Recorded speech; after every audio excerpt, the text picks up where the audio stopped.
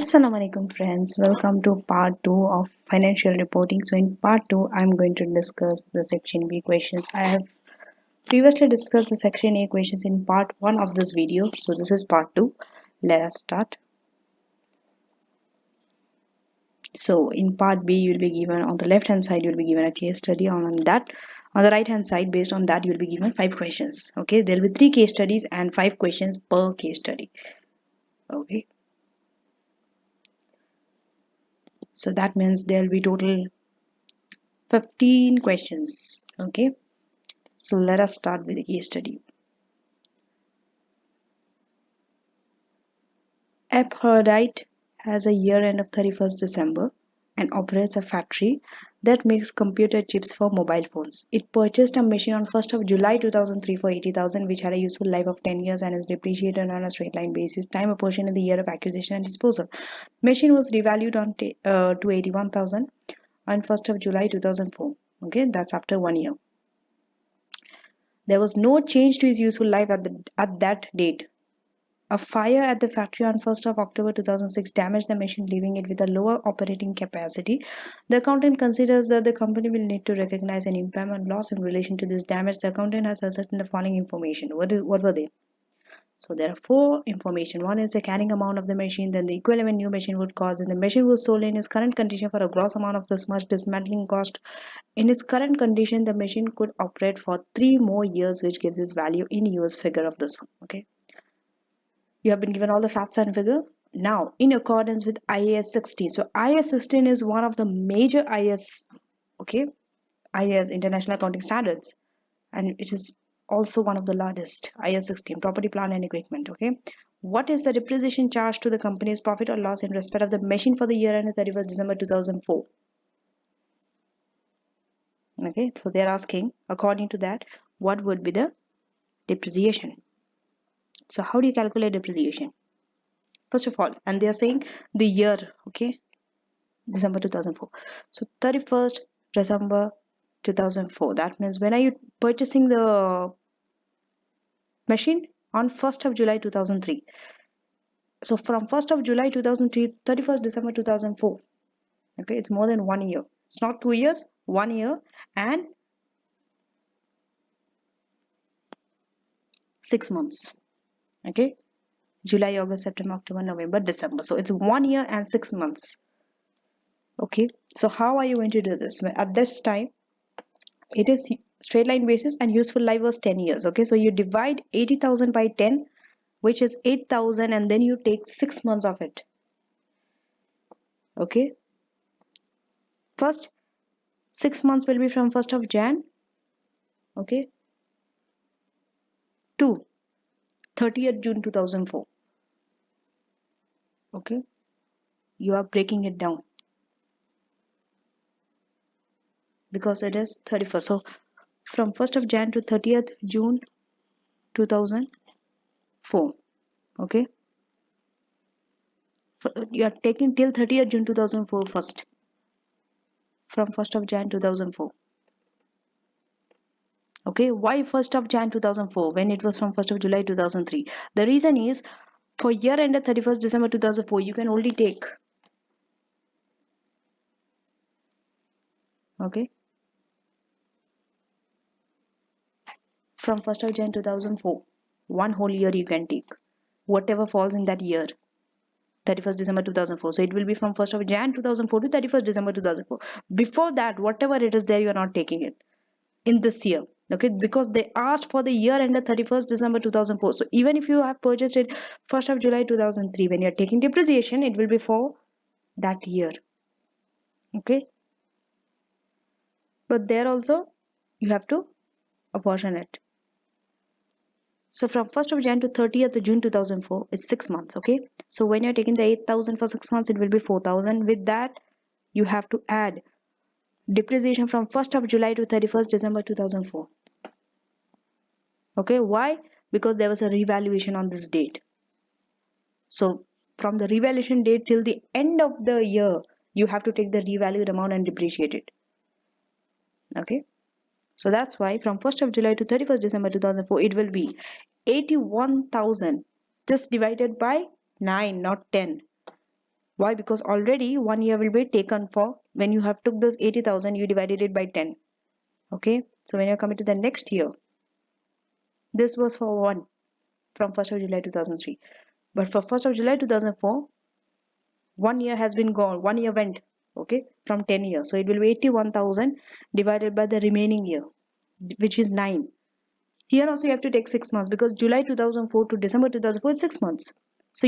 So the total will be 4,500. So you add 4,000 with 4,500, okay, which will be 8,500.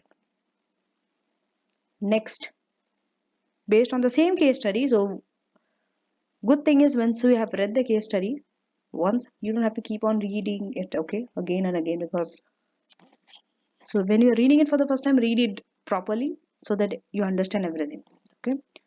Next is IS 36. Okay, so IS 36 impairment of assets. Some standards are linked with each other. For example, IFRS 16, IS 16. Okay, IS 16 was what? If you have IS 16 was property, plant and equipment. So when you have a non-current asset, definitely there will be some impairment of that asset. So IS 36 is something which can be asked. So this when you're studying standards also, first you can study the IS 16, which is property, plant and equipment. Then you can study impairment of assets. Then you can study IS 38, which is for intangible assets. You know, so it's like linked one with the other. Okay, everything is not explained in one standard. There are different under different standards it's explained. Okay, for example, if there's an impairment of assets, you might be thinking it could be explained in IS 16 also because property, plant and equipment, so impairment is something to do with assets. But no, there's a separate standard. So we have to know all the standards to deal with one particular question. Okay, because on the same question, different standards could be asked. So IS 36 is about impairment of assets. It considers a number of examples of internal and external events which may indicate impairment of an asset. Impairment of an asset means the value of an asset is going down due to so many external or internal factors. Right? They are there in your textbook. I'm not here to tell what are the internal and external factors. You can go through them. There's a list of it. Okay, so the question is in accordance with IS 36. Which of the following would definitely not be an indicator of the potential impairment of an asset or a group of assets? You see, there are some indicator when an asset is going to be impaired or not. We usually look for those to see whether an asset has been impaired or not. But here they are asking which of this is not an indicator. Okay, so definitely to answer this question, you should know what are the indicators. Then only you'll be able to know something which is not there in the list is not an indicator, right? So it is the carrying amount of an entity's net assets being below the entity's market capitalization. It is true, your net assets could be below the market's capitalization, right? It is not a sign for the indicator of impairment. Let us read the other options. An unexpected fall in the market value of one or more assets. It is. It is an external factor, in fact. Okay, something beyond your control is external factor. Next, adverse changes in the economic performance of one or more assets. It is an indicator. A significant change in the technological environment in which an asset is employed, making its software effectively obsolete. All the above three are indicators, okay, except the last one. Next, what is the total impairment loss associated with the machine at 1st October 2006? Okay, impairment loss. So how do you calculate the impairment loss? Okay, first of all, you have to see the lower of two. Okay, the value in use or the fair value. You have to see which one is the lower of the two. So what is the fair value? Fair value, sorry, value in use and fair value. Fair value is you are taking less cost to sell.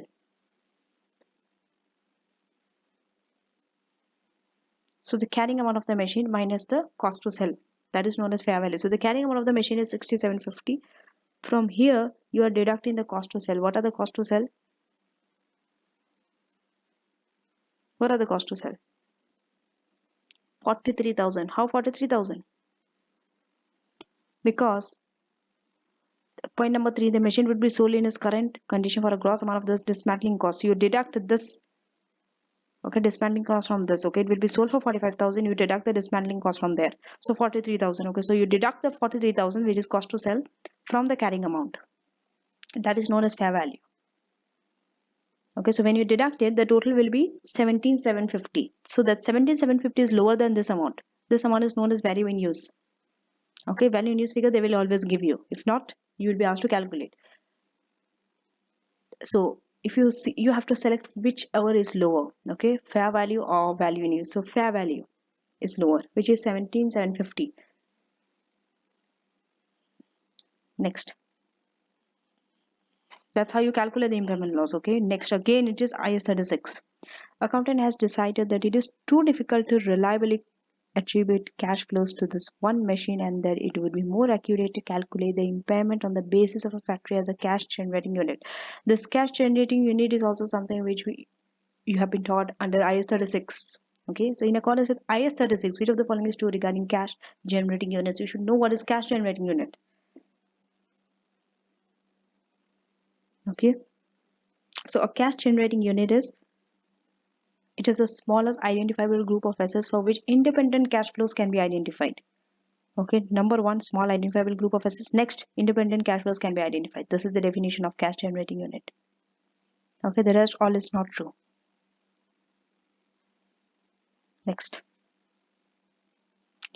On 1st of July 2007, it is discovered that the damage to the machine is worse than originally thought. The machine is now considered to be worthless and recoverable amount of the factory as a cash generating unit is estimated to be this much.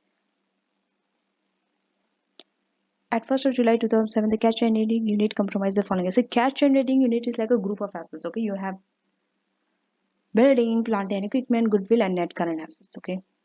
Next, in accordance with IS 36, you see IS 36 is also very important standard which is always asked, repeatedly asked.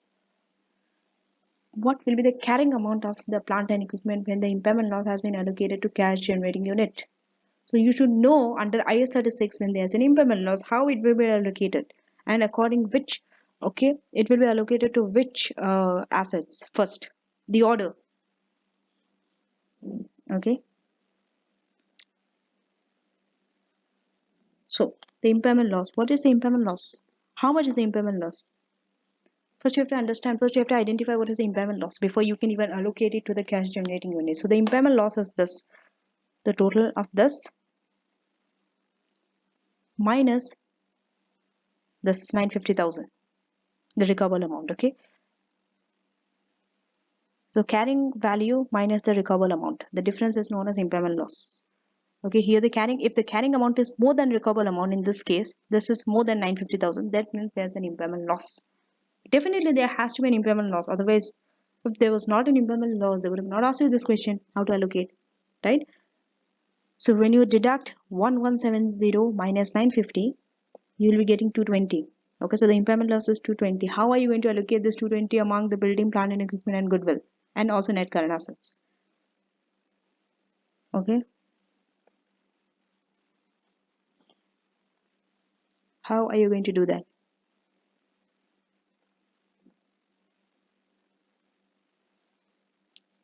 So first 35 you are going to, out of 220, 35 you are going to allocate because the damage is the carrying amount. Okay, you have to see the carrying amount of it. So plant and equipment, if you are allocated according to the plant and equipment, it will be 35,000. Okay, so next, or 35 million, sorry. Okay, 35,000 is 35 million. Next, 85 will be allocated to goodwill. Okay, 85. So what is remaining once you take from 220, when you take 35 and 85 out, you are remaining with what? You are remaining with 100. 100 is still left. You still have to allocate 100. Okay, so how are you going to allocate that 100? It will be allocated proportionally to the building and the undamaged plan. Okay, this is damaged plan. First you are going to allocate. So undamaged plan and building, you have to allocate it proportionately. So the carrying amount of the plant will then be, what will be the carrying amount of the plant then?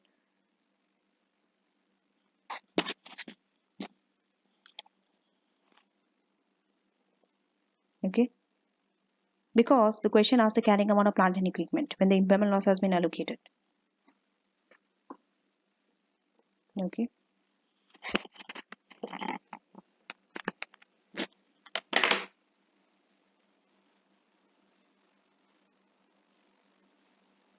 So how much it will be allocated? See, first you have to deduct this 35 from this. So it will be 300,000. Okay, definitely it will be something below 300,000 because still 100,000 is remaining which you have to allocate to undamaged plant and building proportionally. That means it's definitely below 300,000. So this gives you a clue that definitely it will be either this, either first option, third option, or fourth option, definitely not 300,000. Okay, but you have to work out how much it will be. It could be this, it could be this, it could be this. Okay, proportionately when you do. So how are you going to do it proportionately?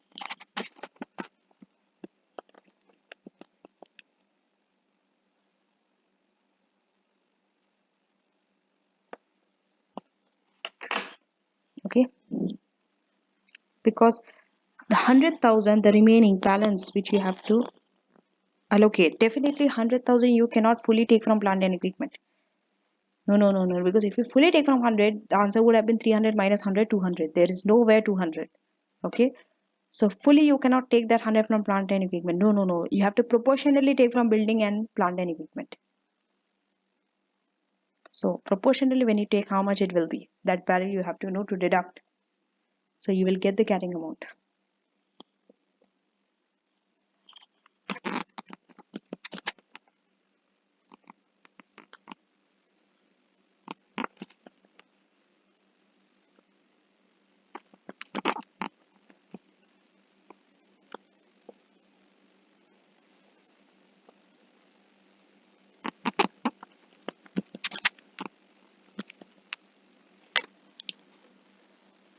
Just think how you are going to do it.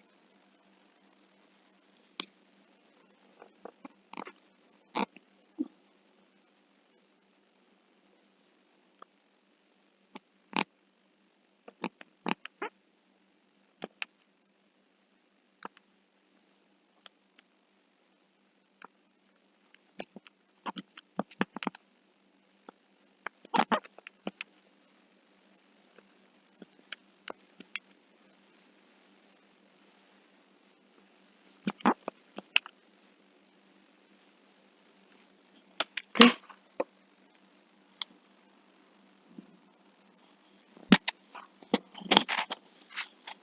So once you proportionally allocate to the building and the undamaged part, let me tell you,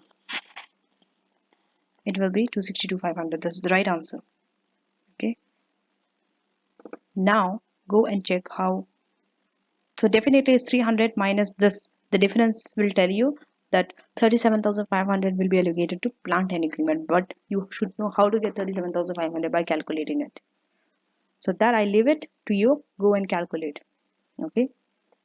If you are able to calculate, shows that you have understood IAS 36. Okay. The cash generating unit part. Because you should know how to proportionally do this. Next, this is the next second case study. So let us read it. It's talking about leases. Okay. So during 2005, blocks entered into new lease agreements as follows. Agreement 1, Agreement 2, Agreement 3. There are 3. Okay. So let us read it. The right of use lease relates to a new piece of machinery. The fair value of the machine is thus. The agreement requires block to pay a deposit followed by 5 equal annual installments stating on 31st December 2005 the rate is 11.6%. There is a 2-year agreement commencing on 1st of July 2005 for 10 computer tablets to be used by senior management. The purchase price of each tablet is 1,000. Blocks will make 24 monthly payments of 550 and legally own the tablets when the final payment has been made. The present value of future cash flow is 11,000. This sale and lease back relates to a cutting machining purchased by Blocks on 1st of January 2004 for 300,000. The carrying amount of the machine as at 31st December 2004 was 250,000. On 1st of January 2005, it was sold to Cox for 370,000. The fair value of the asset was 320,000. And Blocks will lease the machine back for 5 years. The sale means the revenue recognition requirement of IFRS 15. Financial liabilities measured, of which 50,000 relates to the additional financing. Block has elected not to apply the recognition requirement as permitted by IFRS 16. Looks like a lot of information. A lot of information to go through. Okay. So don't worry because each document is break down into small parts. You don't have to consider the whole this thing at one go. According to IFRS 16, leases. Okay. Which of the following gives the measurement of right to use asset at the commencement of a lease? Okay. So the right answer is the amount of initial measurement of the lease liability plus any initial direct cost and dismantling cost. Okay. You should know it. It is there in IFRS 16. This is why I always tell that financial reporting is all about understanding and memorizing your rules and regulations under each IFRS and IAS. That's it. That if you have understood it properly, 70% work or 80% work is over. The rest 20% is your exam techniques, how you do, how you manage time and all. Okay. In fact, SBR is one of the, I would say, easiest paper when you come to SBR. So in that way, FR financial reporting should be easier, more easier than SBR because people perform very good in SBR compared to any other P level papers. So that shows that people have good knowledge of financial reporting. Financial reporting is something which should be very easy. It's just knowing the rules and regulations. That's it. Okay. So either you are right, either you are wrong. Okay. You don't have that open-ended questions where you have options and it's like either this or that.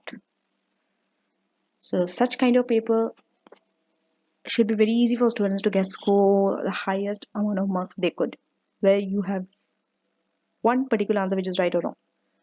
Okay, like tax or financial reporting or financial management. This type of papers are like, this or that. Now, like open-ended questions like performance management or auditor assurance, such kind of paper, yes, more than one answer could be correct. So for the agreement 2, now this is specifically referring to agreement 2. What amount of assets should be initially recognized? You should always see the word when it is recognized. Is it initially recognized or subsequently recognized? Okay, because it's different. The recognition for two things is different. One is initial recognition, one is subsequently recognized. That means later when you recognize. So the what amount of assets should be initially recognized on the commencement of the lease?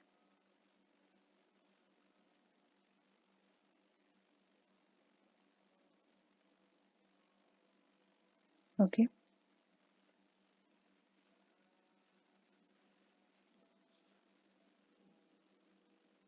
So what is it?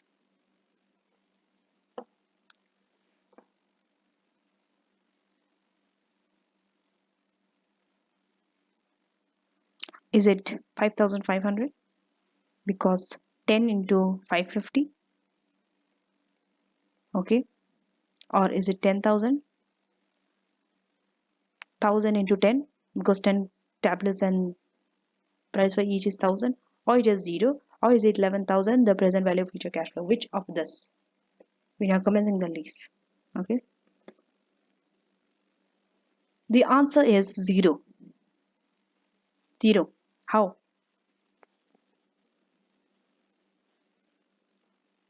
How?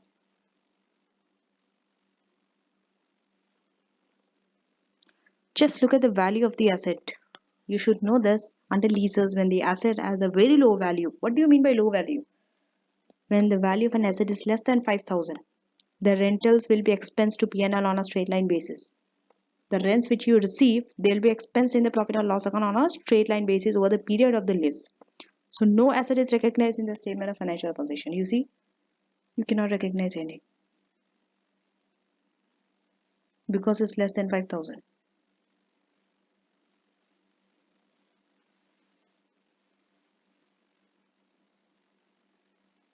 Okay.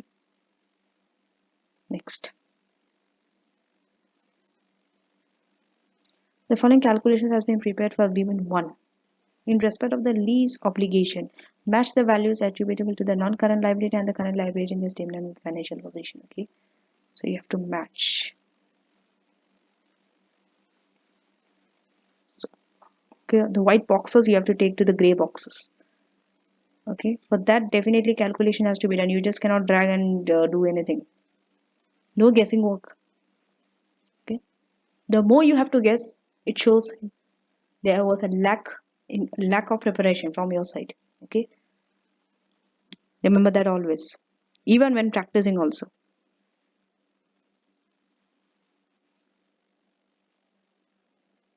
Okay. So how much is the non-current liability?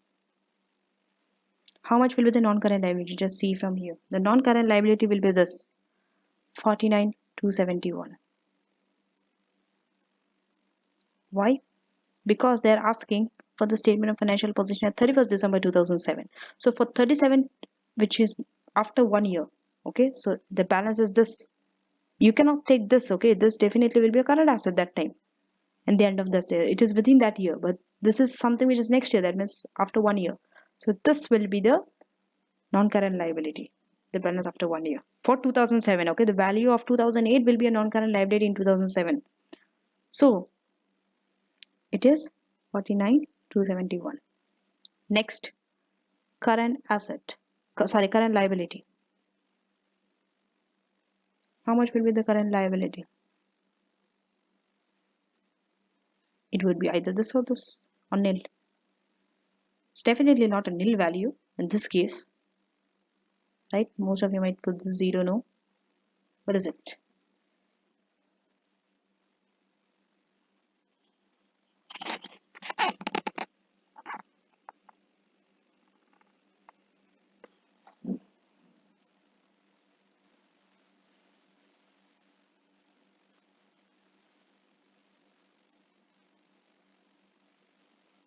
Okay. What is the value? The correct answer is, okay, the correct answer is 44,120. Now, how did they get 44,120? There's a question coming in your mind. You should know how to calculate this with each value means. Okay, what is for current liability, what is for non-current liability in the lease. Okay, so this is relating to agreement 1, so you need this information for agreement 1.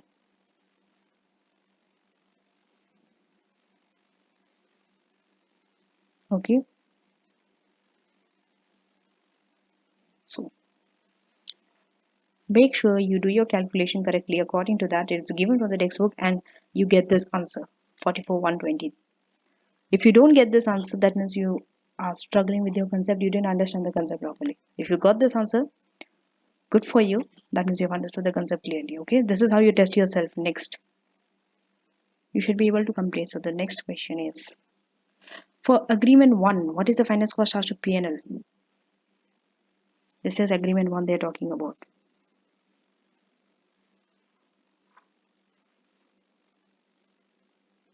Okay, how are you going to do that? So just see for agreement 1. Okay, the right of use asset relates to new piece of machine. The fair value of the machine is 220,000. The agreement requires block to pay a deposit of 20,000 on 1st of January 2005, followed by 5 equal annual installments starting on 31st December 2005. Okay, this is for 31st December 2006. Okay, so 31st December 2005 it was 220.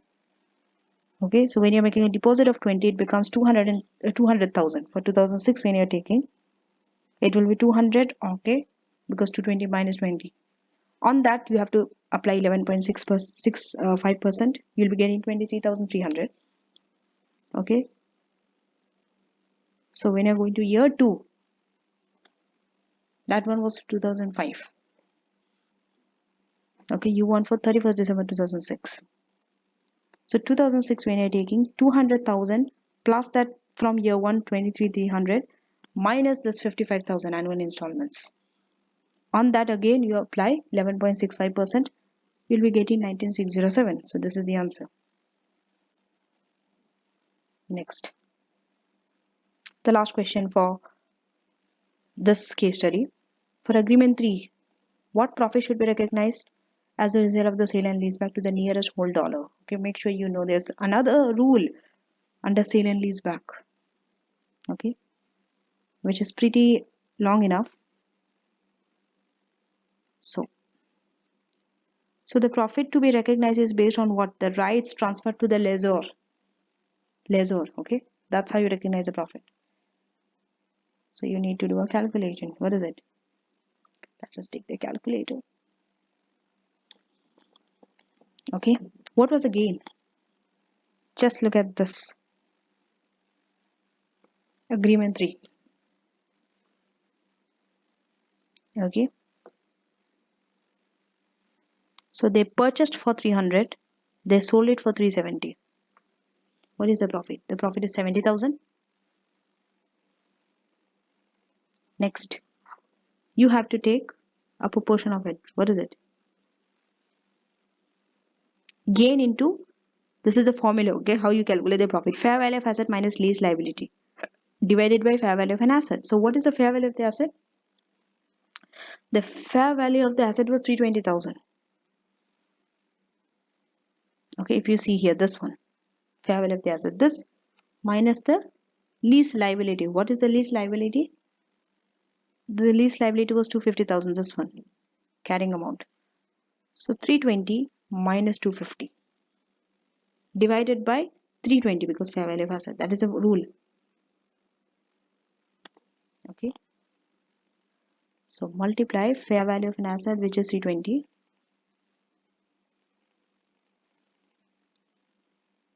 minus 250,000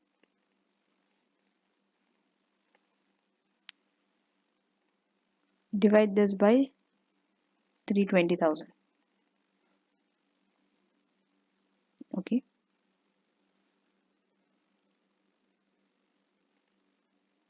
so you'll be getting 1531.2.5, but you cannot write 2.5. Why?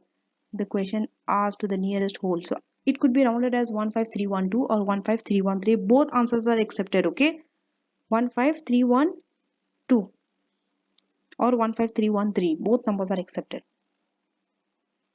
Next, so this is the third case study. Let us read it. As I can see, they are asking about IFRS 15, okay, which is about revenue.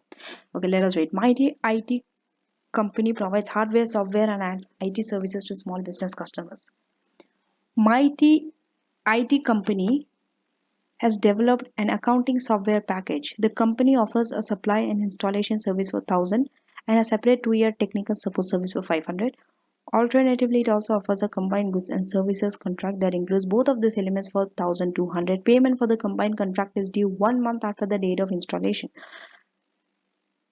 In December 2005, Mighty IT company revalued its corporate headquarters. Prior to the revaluation, the carrying amount of the building was 2 million and it was revalued to 2.5 million. Mighty IT company also revalued a sales office on the same date. The office had been purchased for 500,000 earlier in the year, but subsequent discovery of defects have reduced its value to 400,000. No depreciation has been charged on the sales office, and any impairment losses allowable for tax purpose.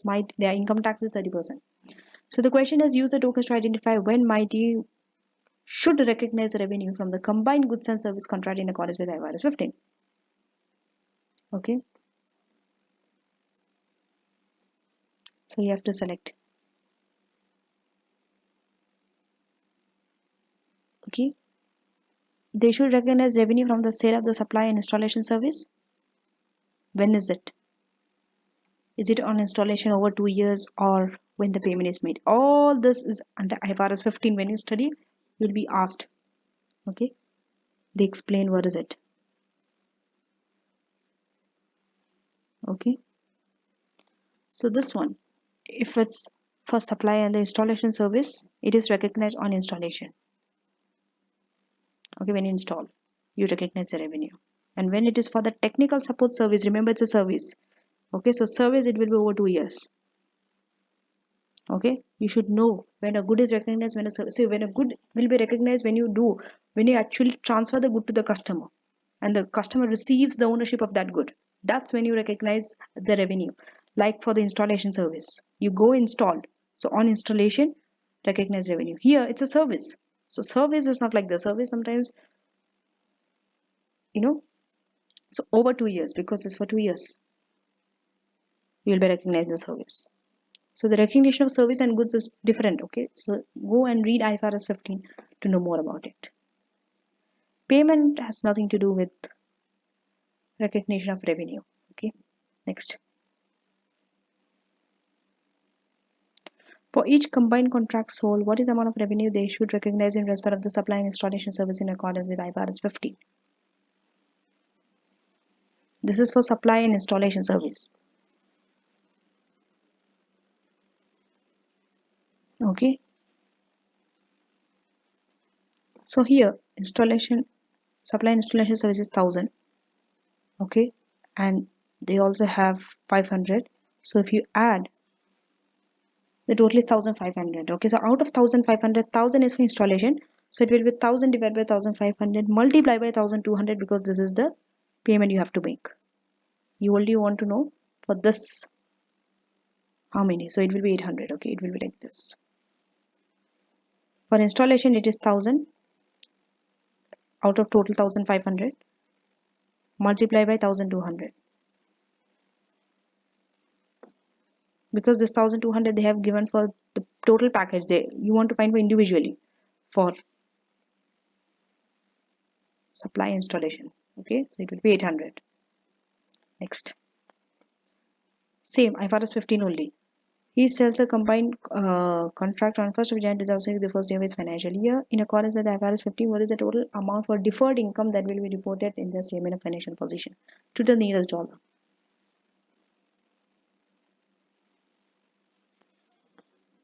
Okay. So here again,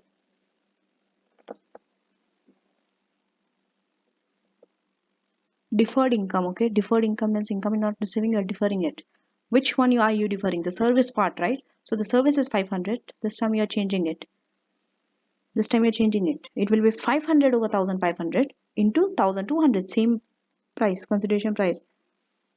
Okay, so which will be how much?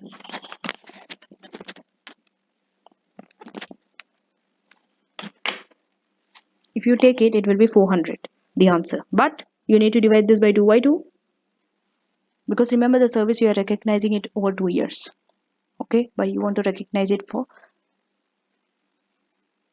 1 year, from Jan 2006 to 31st December 2006. So you need to divide that by 2. So 400 divided by 2, it will be 200. Deferred income. Okay, only 200 you're deferring. The other 200 you're recognizing this year. Next. Now IS 12. What is the impact on the property revaluation on the income tax expense for 31st December 2005? Okay, in IS 12 we have income tax and deferred tax, the two types of tax. Okay, make sure that you go through IS 12. What is the right answer? The income tax. How do you do that? You need to find this out.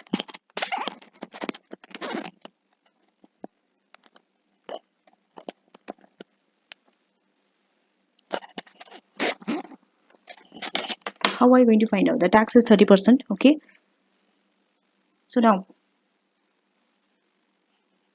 just go to the last. Okay, if you see, he revaluated sales office on the same. The office has been purchased for 500,000. Okay, but it reduces value to 400,000. Okay, because the question asks impact on property revaluation. It is in the last paragraph. Okay, so if you see, it went down. Okay, revaluation went down from 500 to 400. So difference is 100 into 30%. So it will be 30,000. Okay, so 30,000 is this one. But you are also have to see whether income tax expense decrease or increase. It will decrease. Why it will decrease? Because revaluation went down. When revaluation went down, expenses decreases, right? You have to pay lower tax, income tax, because it went down by 100. Imagine paying 30% of 500. It's more, right? Rather than paying 30% of 400. So revaluation went down. Because of that, income tax expense will decrease by the difference, 30,000. Next.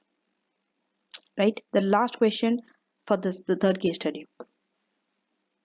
And in January 2006, the accountant produced the company's draft financial statements for the year ended 31st December 2005. He then realized that he had omitted to consider the deferred tax on development cost.